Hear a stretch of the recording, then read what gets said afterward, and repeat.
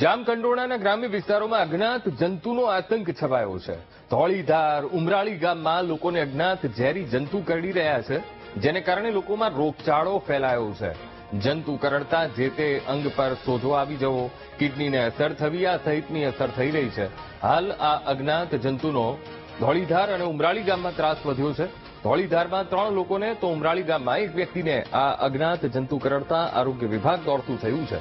દર્દીઓનું sample લઈને રાજકોટ મોકલવામાં આવ્યું છે।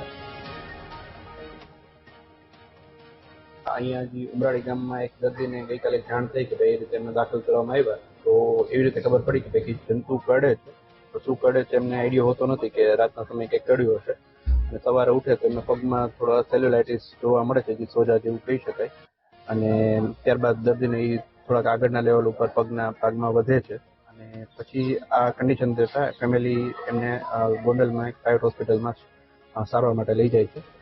ગઈકાલથી ત્યાં હોસ્પિટલમાં દાખલ છે, ત્યાં જ એની વિગતવાર બધી સારવાર ચાલુ છે। ગ્રામજનોમાં થોડોક ભયનો માહોલ છે કે આ જીવજંતુ શું છે, ખરેખર ખબર નથી કોઈ વ્યક્તિને કે આ જીવાત કઈ પ્રકારની છે, અને અત્યારે અમારા કામગીરીમાં તો જે ફોગિંગ કરવાનું આ તે બધું ચાલુ કરી દીધું છે। રાજકોટ જિલ્લાના ઉપલેટા ગામ બાદ અત્યારના છે તે ધીરે ધીરે છે તે જામકંડોરણા તાલુકાનું જે ગામ છે ત્યાં પણ છે તે ઝેરી આતંક છે તે જોવા મળી રહ્યો છે।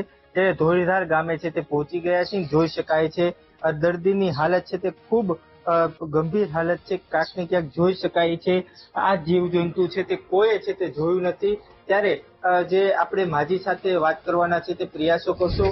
માજી, શું કહેશો આપ, આ કયું જીવડું છે અને શું કેવી તકલીફ થઈ રહી છે અત્યારે તમને?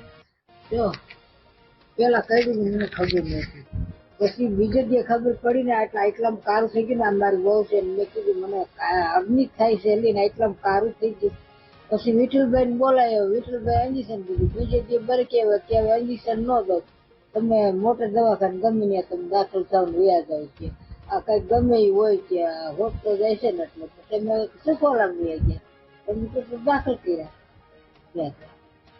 કેવી તકલીફ થઈ છે તમને? અત્યારે તો અગ્નિ એટલામાં જ થાય છે, એટલામાં જ થાય છે, આખો પગ જો અહીંયા સુધી તો ભાઈ હંધું હળી ગયું,